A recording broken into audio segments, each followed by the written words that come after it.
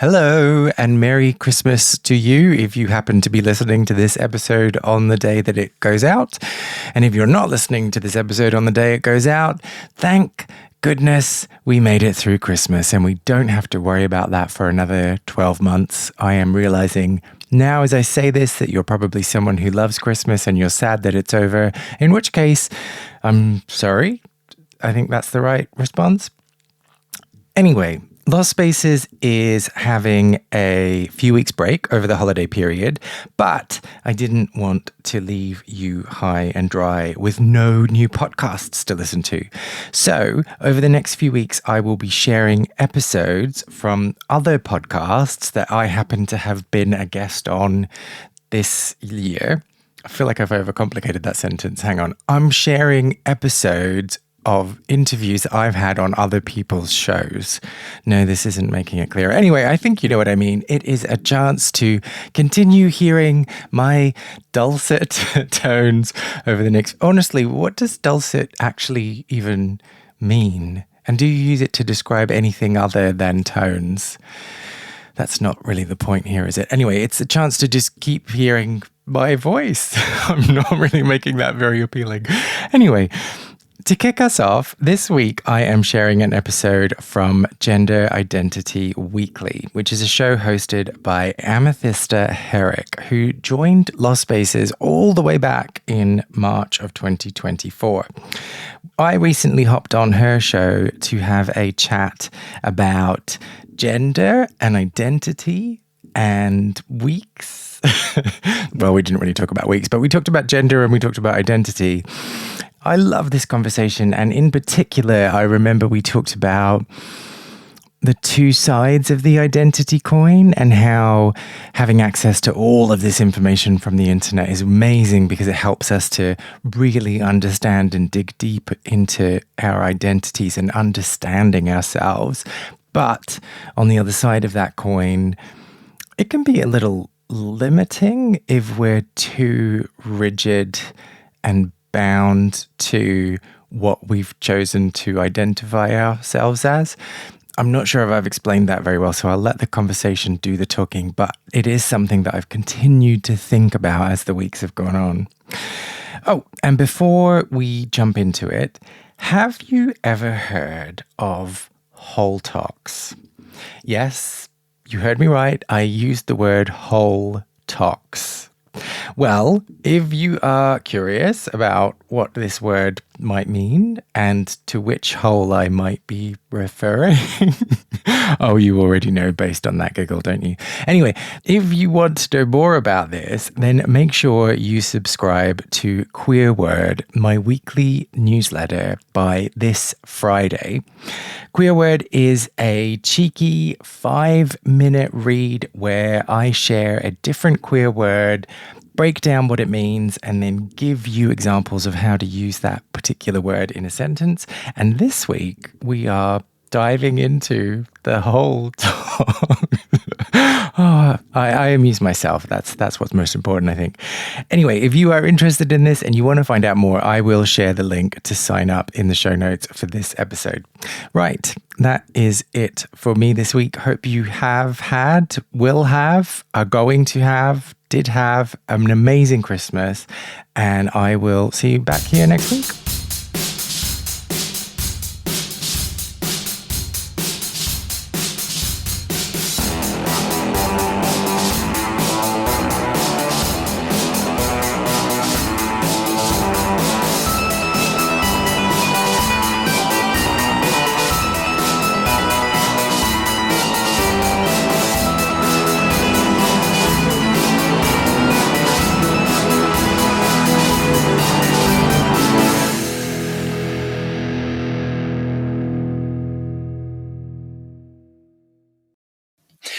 Hi, kitty cats. I am Amethysta Herrick, your hostess for Gender Identity Weekly, a weekly discussion about identity and gender from the contributors and guests of the Purple Paw Publications website, genderidentitytoday.com. This content right here is being brought to you by subscribers of genderidentitytoday.com. If you're already a subscriber, first of all, let me thank you for your ongoing support. You also know that subscribers not only receive new content directly to their email inboxes as soon as it publishes, but are also able to interact with every contributor directly, which includes me. And if ever you wanted to get in touch with me, boy, that's the way, right? If you would like to support shows just like this one, as well as other podcasts, videos, and written articles by our contributors, please consider subscribing using the links you're going to find in the show notes. Today, I'm extremely excited to be speaking with Kay Anderson. Hello. Extremely excited, eh? Yeah. Yes. I almost brought my spiked BK. I'm not used to eliciting that type of response. People are usually like, whelmed. No,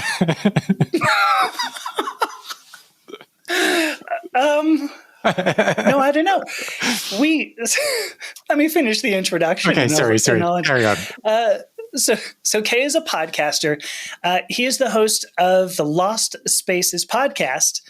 And I appeared on that, June, July? Something like that? This year, definitely. Yeah, sometime in 2020. Yeah, who knows? It's not really that important. But the Lost Spaces podcast is a place where Kay asks people about the spaces that they sort of learned how to be queer in, is the way I like to think of it, which is a fascinating conversation. So when you say most people are whelmed when they meet you, I would say no, because it was I think this is phenomenal work that you do. I think it's important that we honor the places we grow up, because it's a part of our history, which is what I wanted, to talk to you today about.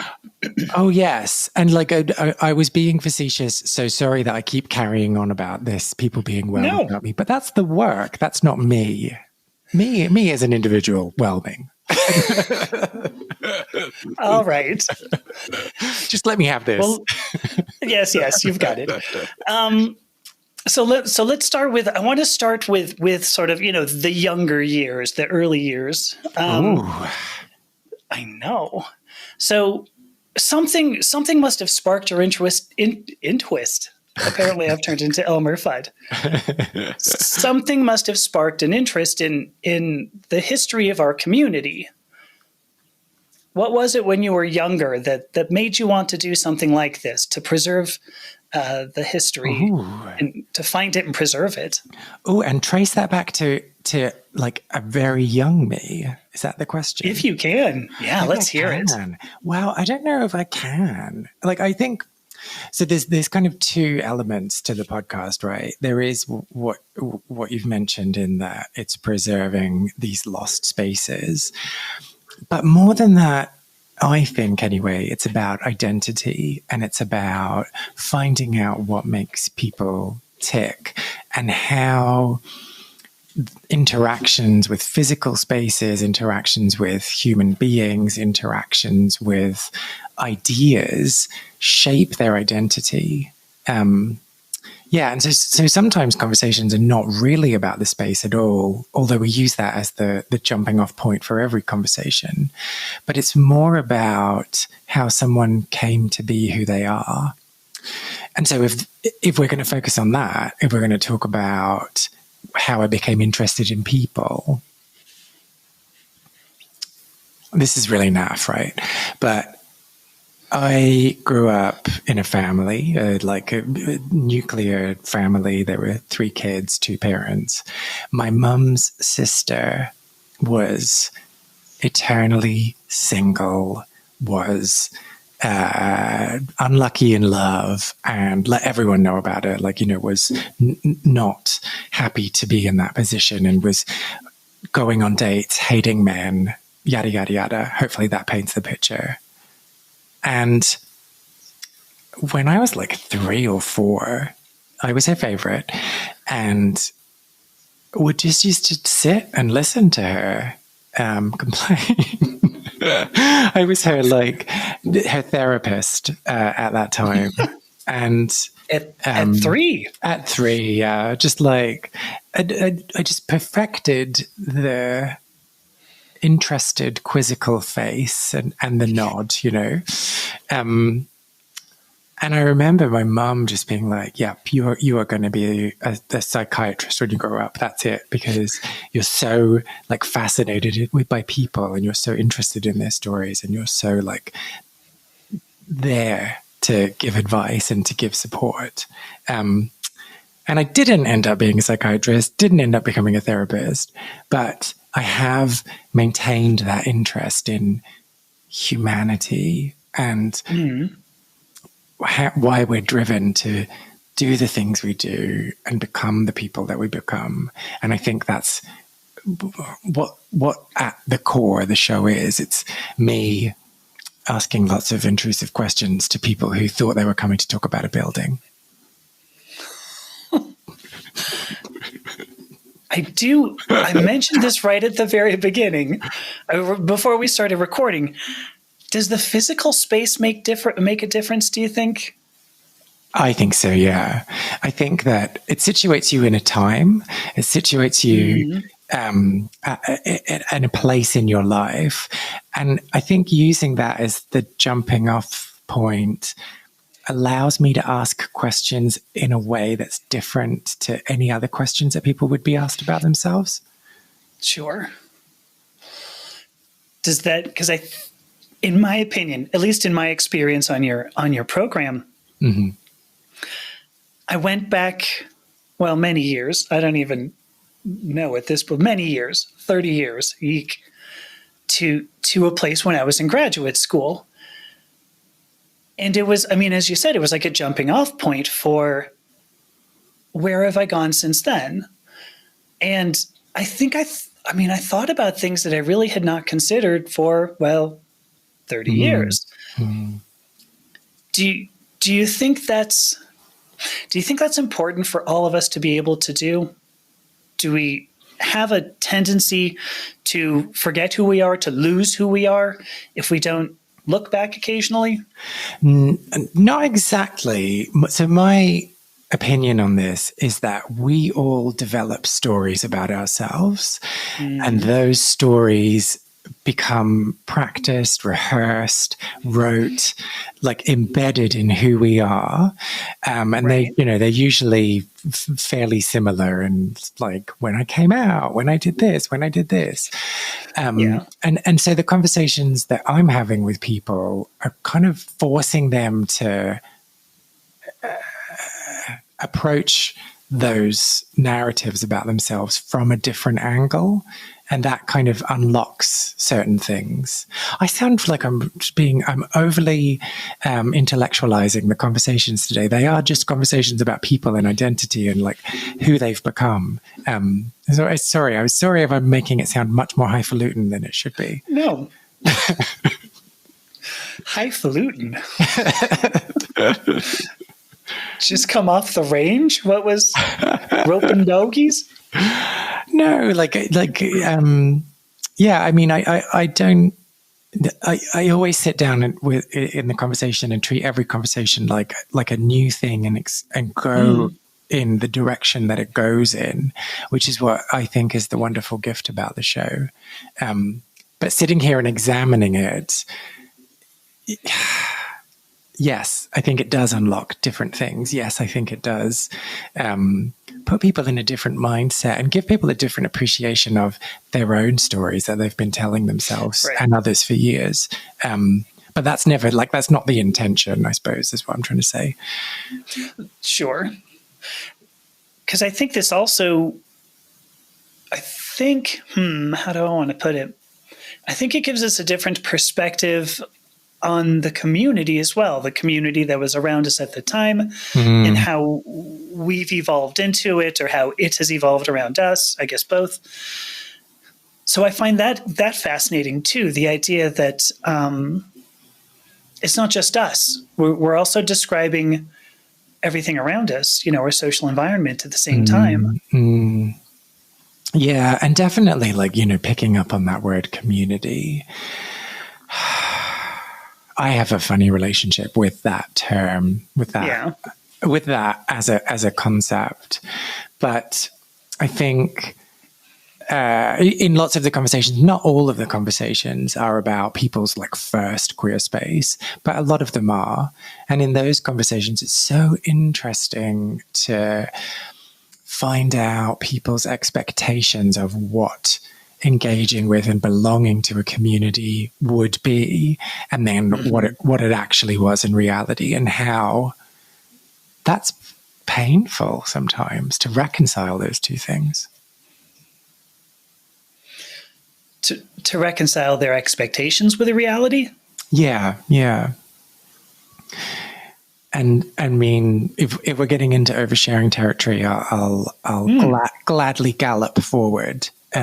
Please. That's definitely been like a huge part of me and my identity and my existence, was this absolute certainty I had when I was like 14, 15, saying, everything that is shit right now, everything that's horrible in my life right now is fine, because I'm going to get to a point when I'm 16, 17, 18, and I'm going to go to a gay bar and I'm going to meet people and I'm going to make sense to them.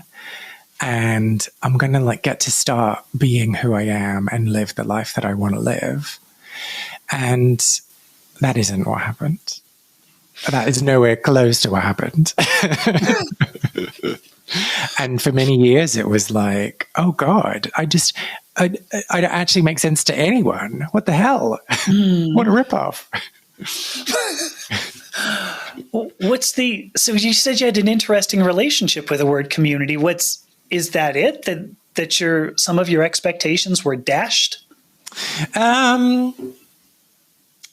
Yes. Yeah. I think that we talk about community in a way that we all belong to that community, but there are very few points of evidence that show how you belong to a community. Yeah. And so that makes it a bit difficult for me. And the fact that, I don't know, the idea of community means that, to me anyway, the way I interpret the idea of community is that we kind of all get along and we're all in it together. And we're not. Yeah, but it's probably more on the side of belonging. I find it hard to feel as though I belong to a community. I suspect most of us, when we think about a community, we're really thinking about a family. Which is different. But, family, they say, your family has to accept you. It turns out that's untrue, folks. I don't know. Nope. There's nobody in the audience right now who's like, oh yeah, my family totally accepted everything about me. No. But I think we think that it's going to be like your sisters who know your brothers, who know you so well and will always know you so well. But yeah, the queer community in particular, well, at the very least, it's fragmented. Yeah. I guess I don't know if I necessarily thought it would be a family. I think I thought it would be like the Gilmore Girls or something like that, like a TV show where they live in this small community, and like, yeah, there are some cantankerous people and yeah, there are some like annoying people, but everyone kind of fairly gets along, more or less, and everyone's got love in their heart for each other. I think that's kind of what I thought it would be more like. Yeah. And it's not. Well, what do you observe then? What do you see? Okay. And the other thing to say on top of this is, by doing this show, I do actually feel much more connected to the community and feel much more part of a community. And so I recognize that a lot of it is about what I put in, as much as it is about what's already there and how I am embraced by people. Oh, I've just forgotten your question. What was your question? Well, I'm curious. What do you observe then in the community, especially through other people's stories? I think maybe it's just there's been a widening of my understanding and definition of community. Because I think, like people just are existing and being and probably don't care that much about cohesion or belonging in the way that I cared about belonging. So yeah, I don't know. I was thinking about this morning before like coming on to this conversation and talking about community. I think that the extra layer on it for me is that I've never, like, there is no other community that I really belong to other than the queer community, and belong community. All these words like have elastic meanings in the sentences that I'm using them in. And so I probably had a lot of naivety about that, about what a community was and about what belonging to a community meant. And was looking at the silver lining rather than the cloud and thinking like everything's going to be amazing, everything's going to be wonderful. But life isn't like that. And groups of people are not like that. Yeah. Oh, God, that's a glib thought. Sorry. Oh, I mean, I suppose. Because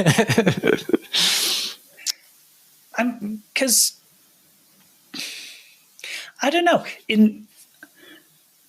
I think it depends on what experiences we're talking about. Because I'll, in my own experience, when I started talking with other transgender women in particular, there were some really obvious similarities in our stories. And now I've talked to quite a few, 100, 200 people, men and women, transgender men and women. And we have sort of similar, I don't know if I want to use the word rejection, but certainly our family's suspicious of us, society around us, maybe suspicious, I would use the word. And so there's a sense of we were all in the same foxhole together. But that's the transgender community. The queer community now, I mean, if we could go through so many letters in the acronym, right? So then just by extension of what you're saying, so are you saying you feel a part of a trans community, but you don't necessarily feel part of a wider queer community? That's a good question. At least initially, yes. I said, I've found my people. And I think, to return to what you had been saying, we all do have different experiences, and we go into some of these experiences with others, let's say communities. We go into these and we go, oh, you're not exactly like I am. I thought we would be able to, we were all going to end up painting each other's nails and putting on bubblegum pink lipstick. And then but you have some of like the butch lesbian transgender women. Then you have like the girly girl transgender women. And I think it's similar to, you can't just say all men are similar, all women are similar. We have so many different modes of expression. So there was an underlying like layer that I could go, this is great. I've got people who vaguely understand the experience. But similar to you, I think the reality of it was, I thought I was going to go into this family that would welcome me with open arms. And the experience changes, even during transition. So, it's weird.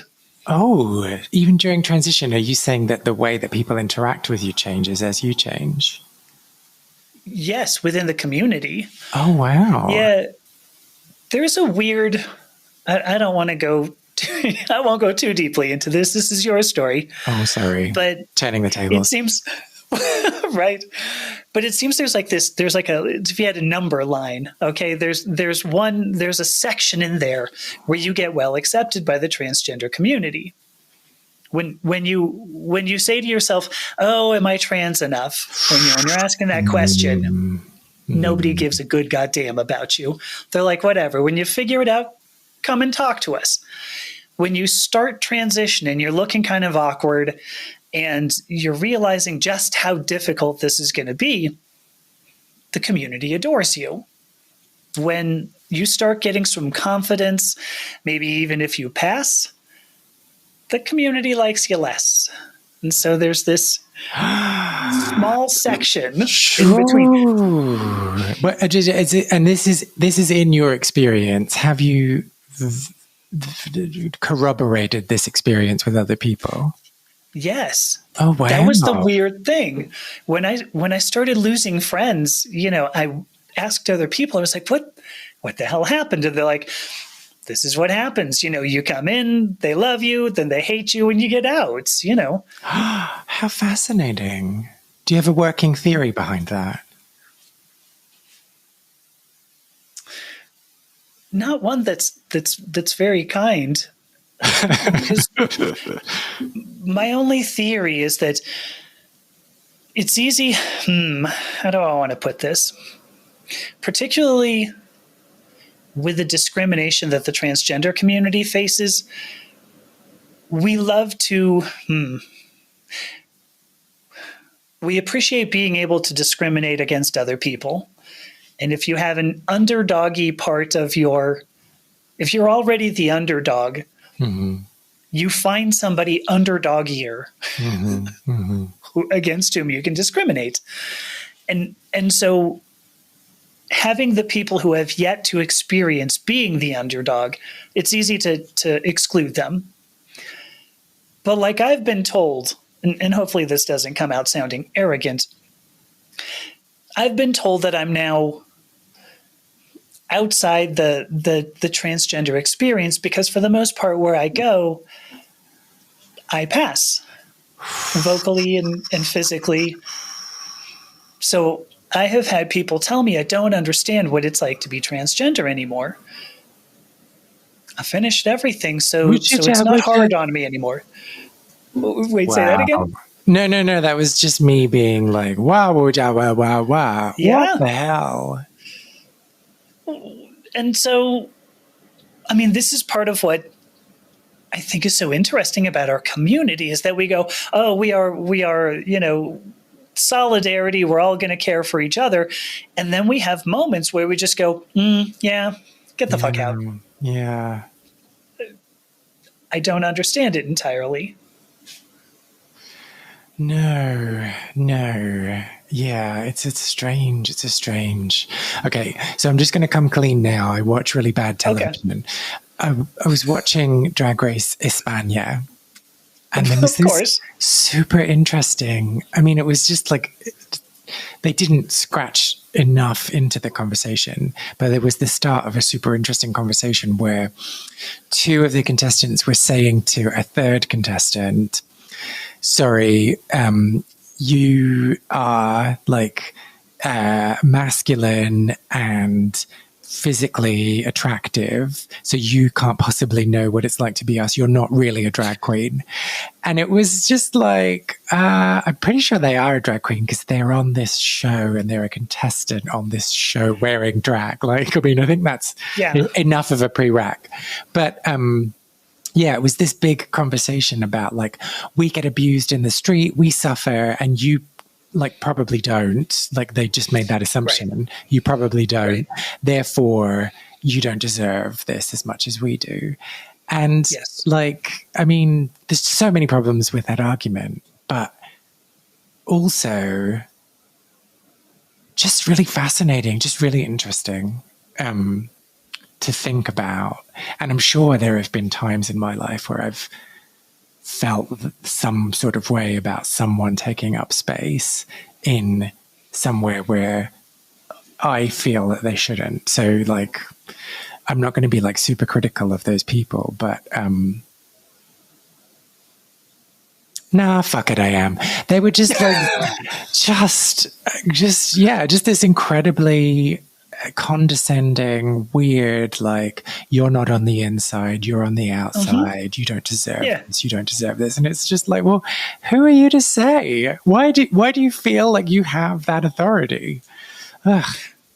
Right. Well, I think part of what's interesting about going to physical spaces in particular is that the gatekeeping is much more difficult. Yeah.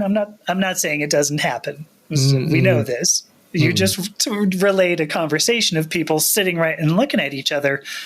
But I think it's much more difficult to go to like a gay club, a queer club, and then have somebody go, I don't know, you're a bit too queer. Like, you don't get that much at the very least. Maybe you do. I didn't. But that does make me think of like when security guards are saying like, sorry, you can't come in because you're too straight. Which has never happened to me, just for the record. Oh, me neither. I get that. But I know I definitely did that. I would see people, the people wearing like a fraternity shirt, like, letters on a shirt, dancing poorly. I don't know what it is, but it seems if you're not in the community, you're just not going to be able to dance well at a queer club. I'm not sure how that works. Wait. Are you making the assertion that everyone who is queer can dance? I think I am. And it's probably a bit... Let me refine that, because maybe what I mean is everybody in the queer community can dance better than those outside said community. Maybe that's all I'm saying. Is this the test? This is the test. Are you queer? Are you not queer? Dance for me. Right. Dance. Yes. Come on in. Can you do a Polly Pocket? Okay, you can come in. That's all you need. Can you do a shuffle? Can you shuffle it all? Right? What's a Polly Pocket? It's a shuffle dance move. You're going to have to show me. You're going to have to. No, God, no. No. But I had seen people. You get people who are in a club, right? And this is their whole dance, right? They just go. For people listening at home, Amy has her arms in the air, pumping fists in the sky. Yes. If you don't have, if you can't, I think in the queer community, we tend to be much more comfortable at, you can move your hips a little bit. Maybe you move your shoulders. Maybe you move your shoulders one way and hips the other way. You really freak them out, right? Ooh. Well, I think like we shouldn't let anyone in unless they can slut drop. I mean, I think that could be the prereq. And boot them out if they slut shame. Oh, yes. Yeah. Why are you doing that? We're all here to get laid, just, in one way or another, to be seen. Ooh. So deep. Well, but see, that's the physical space, I think. I think that's why the physical space is important. Well, yeah, and I mean, building on that point that you've made, I do think it's interesting the way the community, or just like community, fine, community, we're using that word. I do think it's really interesting the way the community has fragmented as a result of digital spaces. Yes. And like, I recognize that me saying this, I am one of the people that is overrepresented in queer spaces. And so, like, my opinion maybe doesn't matter as much in this, but when I was growing up, the first queer space I ever went to, everyone was in there. Like, we just had no choice. There was one club in my city. Right. Everyone had to go there. We got along. We as much as you can get along in a club. Sure. We interacted with one another. We grew deeper understanding of each other's experiences, yada, yada, yada. I'm making it sound like it was heavenly and amazing, and it wasn't necessarily that. But we did have to forge the ways of existing together. Whereas now, you don't have to do that. Like, if I want to avoid whole chunks of the community, I can. And sure. That means, like, yeah.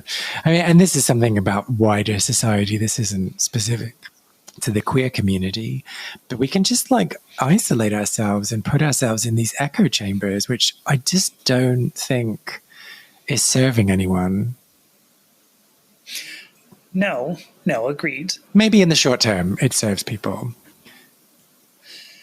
It serves individuals, sure. I think it helps us maintain our comfort in ourselves. But there's an interesting point. I mean, and it's a follow-on to what you were saying. We do fragment ourselves. And I was having a conversation with a friend of mine last week, having lunch, and she was telling me how this is somewhat of a longish story, so I'm going to try to speed it up. She was saying that somebody had accused her of not running an inclusive community. And in particular, gender fluids, different body sizes. And I thought, how we always have to stick labels on ourselves. And the labels didn't help, because these people, by taking these labels, actually felt excluded, not included. And I guess where I wanted to go with this anywhere is just, I would almost appreciate it, because now, if you're going to use the union improved acronym, I'm hearing 2S LGBTQIA+. That's a whole lot of letters. And I'm not saying that's wrong, but I wish for a world in which we could just go queer, or even better, not have to label ourselves at all. I have lots of thoughts. Right. Yeah. Well, again, I think my relationship with the word gay, I could take or leave. I don't really give a shit. Sure. And so, yes, absolutely, I would be down for saying like, yep, I'm queer, off I go. There are different people within the community. Oh, I'm just going to get a tittle every time I say that. Who like have really had to fight for their visibility within the community. Yes. Oh, yeah. And so letting go of that title label that they feel best reflects them is a much harder proposition. And I wouldn't want to. I think you're just undoing so much of people's identity work by. Yeah. Sorry, I'm like, you're making us all take on this label. That's not what I'm trying to. But like, if we were to, it would make my life a lot easier. But I'm not sure if it would make other people's lives easier. Is what I'm trying to say. Yeah, it's a good point, because some of us really, really fight for. I mean, like you said, some of these labels. I believe the hardest part of transitioning gender, ultimately, the hardest part is believing you are worthy of it. And that means being able to take on the label. You first have to accept the label of transgender, or the label of whatever. You may even start with queer. You may start with whatever, but the first step is really being able to take on the label. So I recognize that ultimately when we try to eject the label, you're throwing out a lot of work that you've done to get there. Yeah. It's true. On the flip side of that, I do find it fascinating how much. Okay, so this is drawing from one specific reference and may not be representative of the wider population. But on Reddit, so already you're like, alarm bells, but on Reddit, there are so many threads that people start saying, like, help me figure out what my label is. And then they'll explain all of these thoughts that they're having. And then Right. ask other people to reflect on that and say, like, well, you're an androsexual, blah, blah, blah. Like, and I find that so fascinating that people can't just be like, this is really confusing and I can't figure it out, but I'm just going to sit with it. And that they're just in this rush to like get this label, figure it out, and then like buy the flag from Amazon. Very true. And yeah, that kind of, I don't know like what the end point of that is and whether we're going to become even more fragmented because people are only going to want to hang out with people that fit all of the labels that they fit. Right. Yeah. Right. No, I saw that when I first got into the transgender community. And, you know, in some ways, I think it helps for us to be able to label ourselves because, like you said, it helps you understand your own experience. And at the same time, I think it validates it to a certain extent.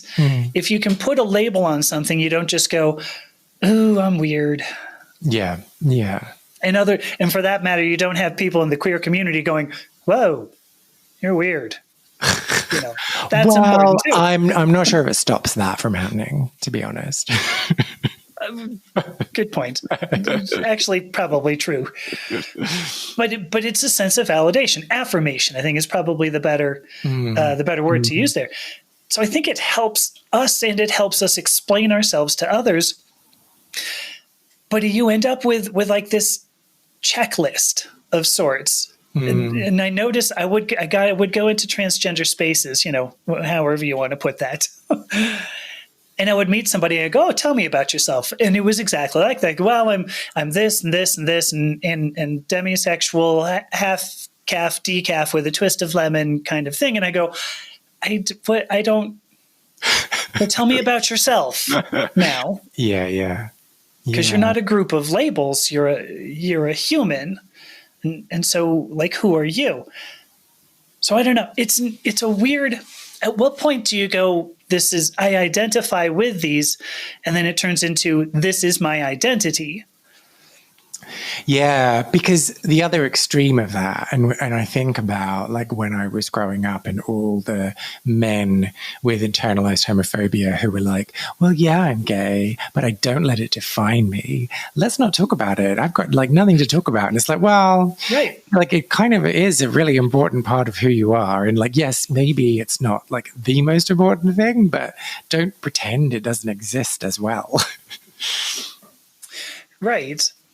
You know, too, though, because I will tell you, I still suffer from an internalized sense of transphobia, even in myself. You know, like looking at myself at times, I'll go, "Ew, look at that masculine. Ooh, that voice sounded so masculine." And I don't know that I'll ever get over that. And I would also say I don't know if. I was going to say, I don't know if I should. I don't know if any of us should. You know, Why should? Why is that the word you chose? Each of us has different social norms that are important to us, you know? And like, you know, in my world, hair has been a big thing, obviously, because, you know, it's not natural color, you know, right? Huh? It's dye. It's hair dye. Yeah. What? Yeah. No, totally. Really? So, yeah. In fact, I'm going on Wednesday to get it redone. So yeah. But hair has been a big thing. Eye makeup is a big thing. Shoes. I like shoes very much. But I know people who are like, who cares? Why do you need shoes? Why are shoes important? And I think, yeah, I mean, good on you. You asked me why I used the word should. I don't think I can second guess what is important to somebody else. And if I look at somebody, going back to Drag Race España, those two people there were two people who looked at another and said, "You're very masculine." I mean, according to those two people anyway. Yeah. The other person, the third there, who is, bearing the accusation, didn't think so, or else they wouldn't have been on the program. Right. So I wouldn't want to disabuse these two people of their opinions.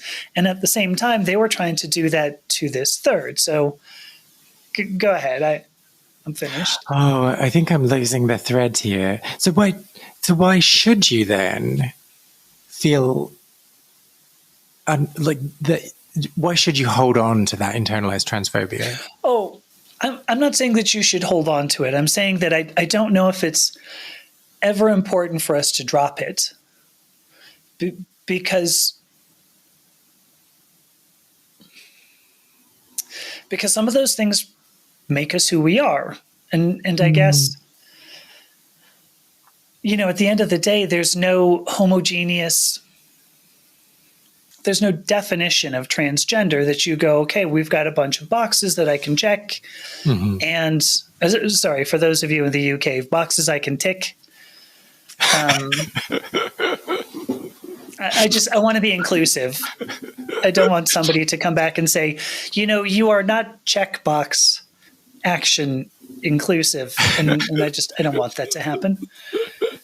Well, on behalf of everyone in the United Kingdom, I want to thank you.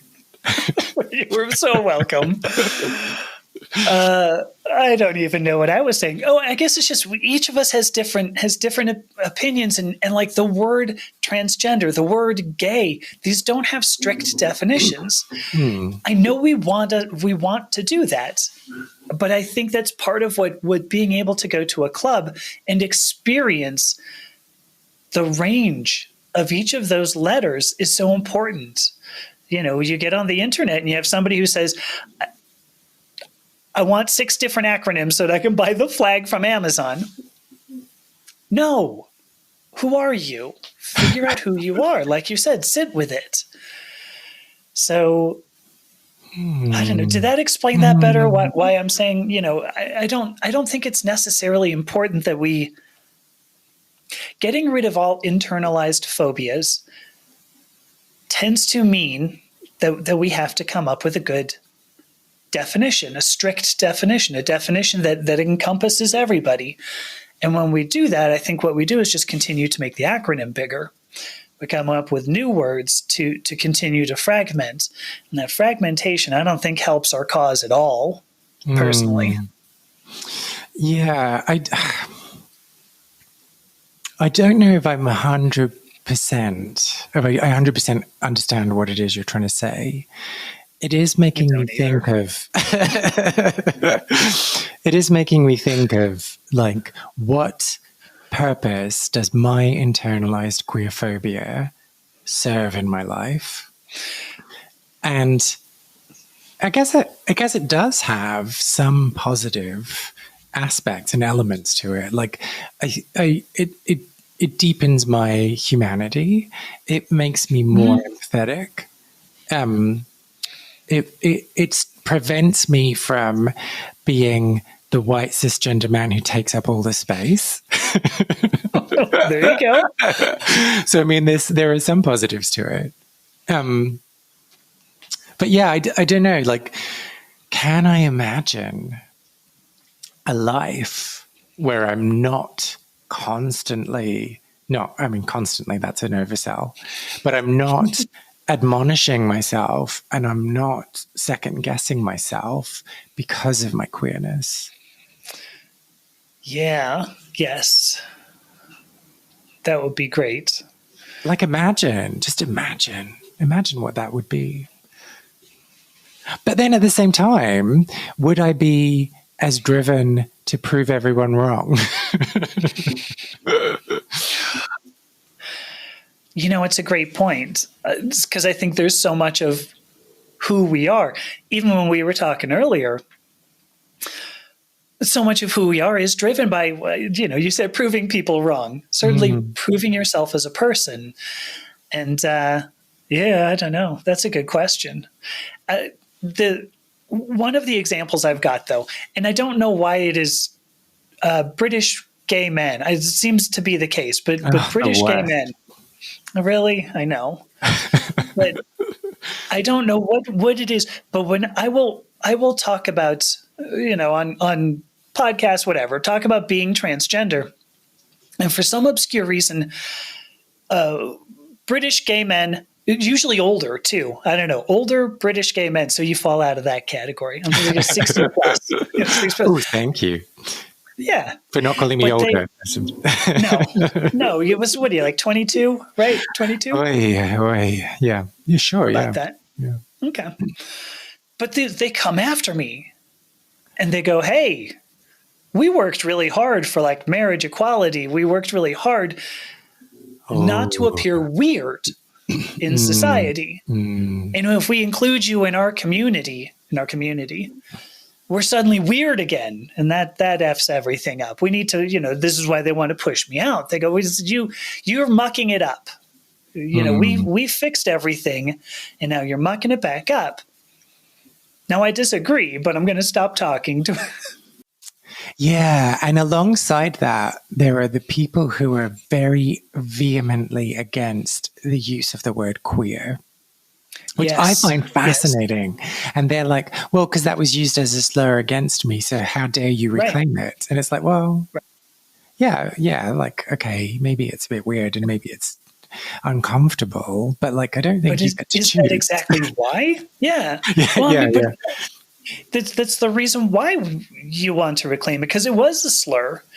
I mean, because I did the same when I first, oh gosh, I don't even know who it was, but somebody said, yeah, the queer community. And I went, no.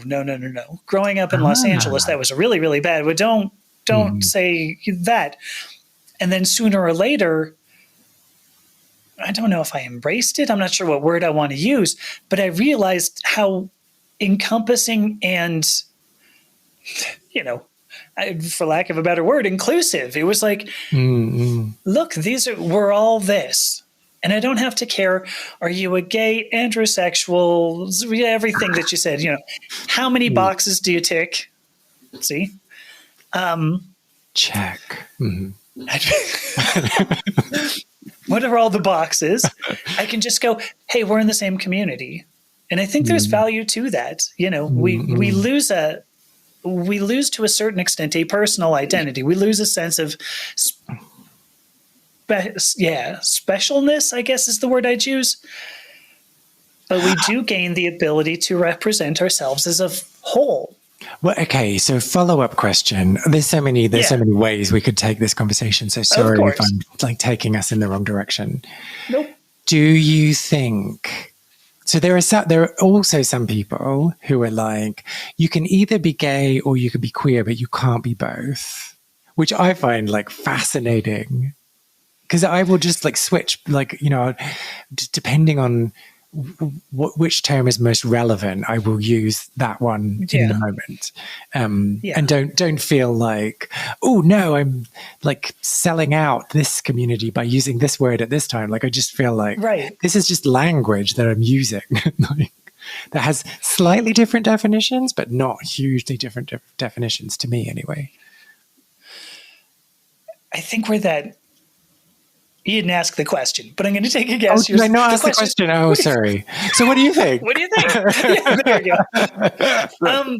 Because I think what that implies is that there need to be strict definitions for gay and strict definitions for queer. Mm-hmm. And when I first started thinking about the word queer, I even had like an article that I started writing, and it was supposed to be a humorous one. To say, the idea that all the letters of the acronym went to a party, right? And so they're looking at each other. And the gay men are standing around, just holding their finger out, with whatever they're drinking. What do you drink when you're gay? Is there a typical water? Drink? Oh, okay, that's fine too. At a party?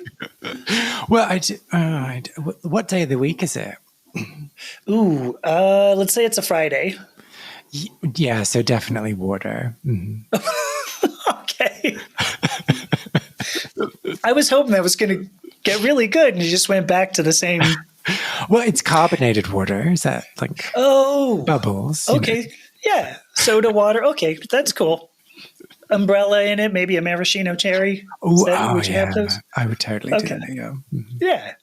All right. So they're standing around, right? And then lesbians walk in and they go, well, it's not exactly what I was looking for, but, we have a general idea. Like we're similar enough that we're okay. They can hang out together. The party's cool. You have the transgender people who come in.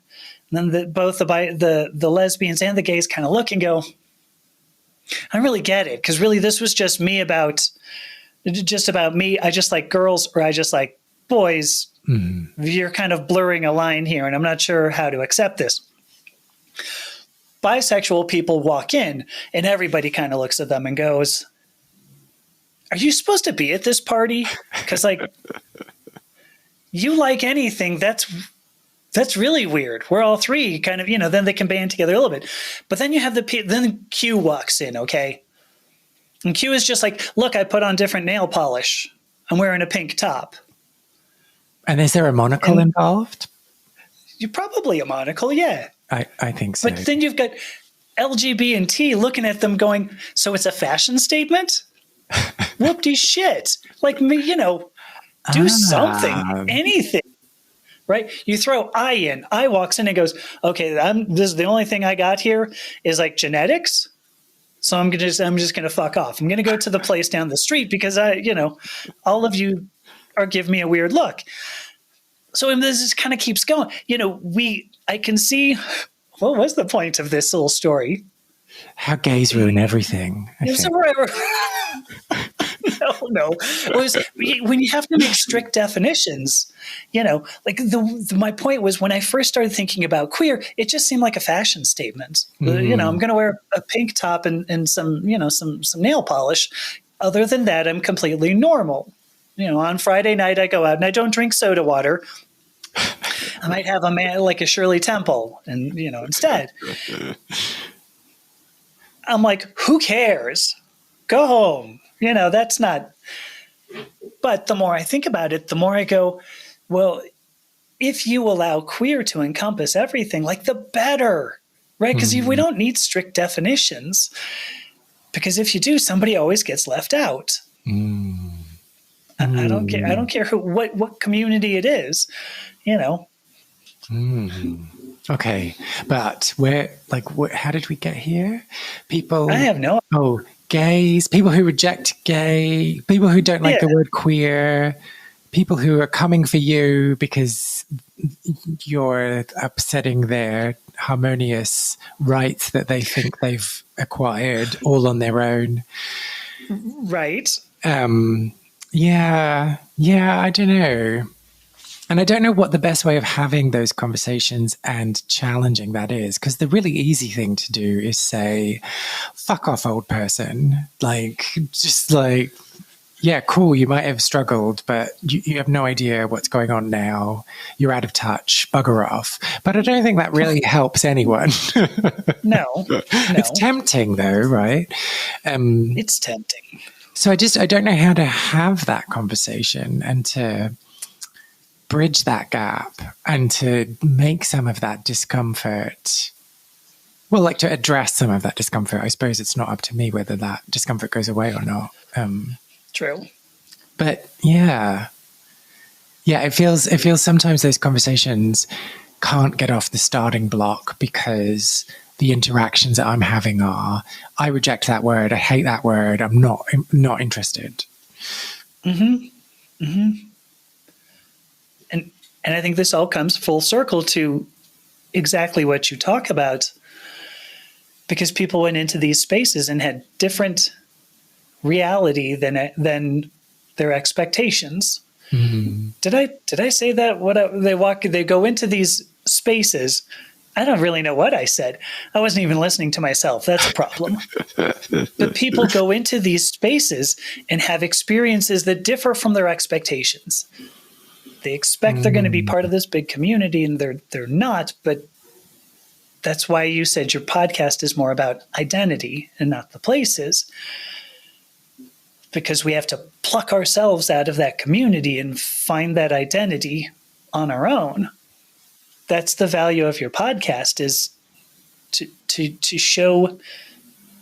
I think not only does it help each person you talk to figure out how they're distinct from the community, but how the community as a whole, ends up being a community. Yeah. That's what I like about the work you do. Oh, thank you. Yeah, I think there is this definite. Probably, yeah. I guess the other thing to acknowledge there is the ebb and flow, right? Like sometimes you feel at one with the community, and sometimes you feel like, fucking hell, get me away from these people. Right. And that's probably never going to change for anyone. It's this constant. Right. It's not going to change if you are changing. If you stay static, then probably you'll be fine. But no one wants to stay static. Everyone wants to grow. Everyone wants to develop. Right? Right, listener? Right? Anyway, so if that's the case, all the listeners, all the listeners, you're gonna struggle, and you're gonna push against and feel embraced by that community at different times in your life. Yeah. Yeah. And in different ways. Sometimes, sometimes it feels great and sometimes it doesn't. It's crazy to me how rejected I felt by people I think should be my allies. The British gay men, let's say older British gay men. I don't know why. Who are they? Tell me their names and addresses and I'll go and fuck them up. Do you know, honestly, I've had, I don't know, at least three or four who left me comments on YouTube. None of them is listening, by the way. I can guarantee you that, because they're like, well, screw her. I ended up banning them because there was one. It's strange too, because like if I just probe a little bit, like it goes from, you know what, you're kind of muddying the waters here. I did a lot of work back in the day, and now you're muddying these waters. And I'll go, yeah, but gender and sexuality are related, sort of. And if they come from me, you're next on the block, right? It's not like you would stop with just one identity that you don't like. And then it turns nasty. Then it goes, oh my, wait, hang on a second. That's, that's how come your mom is a bitch, sort of thing. And I go, I don't, how do we get there? 3 or 4. I don't think it's just British gay men. There might have been others who were, but I know I probably saw like a whilst and maybe, favor with a U.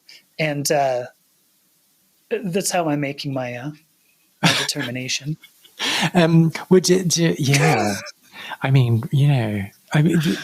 But people on the internet, what is wrong with people on the internet? Like, even if you have those views, like, why do you feel it necessary to go and abuse it? Like, it's so strange. It's so weird. Yeah. One of my particular favorites too is when somebody sees a title. So on YouTube, I love this. Somebody sees a title, they see a picture generally of me, they will click on that. All right, they click on it and they watch enough that they go, I'd better leave a comment. And the comment says, what the fuck did I just watch? Why is this on my page? Well, that's because you read the title, looked at the thumbnail, clicked on it, and watched enough of it that you were going to make a comment. And so you're going to get some more of these. That's how I ended up on your front page. That's the way algorithms work. Don't dump on me for your poor viewing choices, okay? It's not my fault. You don't like my stuff, by all means, don't comment on it, because it's only going to get you more. People don't get that, apparently. So anyway, listen to we so I don't want to stop talking to you, and it appears we should probably at least slow down. Could you tell people how they can find both you and Lost Spaces on the internet? So do I need to say that slow, because you just said we need to slow down? That's fine. You could spell it out letter by letter. HTTPS. T. P.S. Too fast? Semicolon? What comes first, the semicolon or the double forward slash? Yeah, the colon slash. Oh, forward slash too. If you use the forward slash, good to specify. People can find me on the internet. My podcast website is lostspacesPodcast.com, and I generally frequent Instagram and TikTok most, Lost Spaces Pod. And Amy, how are you feeling about all this blue sky malarkey? Are you on board? Should I get on board? I'll tell you, I started on Blue Sky. Let me give you the quick answer. The quick answer is I actually really like Blue Sky. And almost, how do I want to put this? Almost against my will. Because I have never had a good experience on Twitter. Never. And I think I opened my first Twitter account in like 2008, maybe? Yeah, like 2008. Never had a good experience. I had like 2 or 3 different Twitter accounts that I would open and go, oh, that sucks, and then close it. And I did that like 3 times. I went on Blue Sky, and I feel like they're doing everything. I don't know if I'd say everything right, but they're doing everything better. And I would recommend. Yes, I would recommend. So then, dear listener, potentially I have a Blue Sky account by the time you listen. Right. All right. Well, I'll put all those links in the notes below. Okay, I just want to say thank you so much. I just treasure the conversations that we have. You're so, reasonable and rational, and it means a lot. You want me to rescind that? Reasonable and rational. Oh, I'm gonna have to think about that. Oh dang! Now I've lost you. I was just saying. There we go. I'm gonna have to think about those labels. There is value in that. I tend to get, because there are people who come and leave comments to me sometime and say, you're a big dummy because of you don't understand this. And then I go, oh, actually, here, let me explain what I meant there. And then they go, oh, was that it? Whoopsie daisies. All right, never mind. There's value in being the rational and the calm person. I would never have thought that. I would never have characterized myself as calm, but other people do. You have to run with it, I think. Yeah, okay. But as long as we accept it's a continuum. Oh, yeah. Well, sure. Sometimes I'm calm. And then sometimes I'm going to come at you with claws. Mm-hmm. Not always. But I want to say thank you. I do really cherish, the conversations that we've had, because I think they're important ones, and I think they've been good ones, at least in part because I was in them. So. Good. Take credit. Thank you. But also let's thank our listeners, all of them. Hello. Both of them. Thank you. Thank you. My name is Amethyst Herrick. I've been talking with Kay Anderson on Gender Identity Weekly about lost spaces, the queer community, and how we find our own identity within the space of other people's community. So thank you again.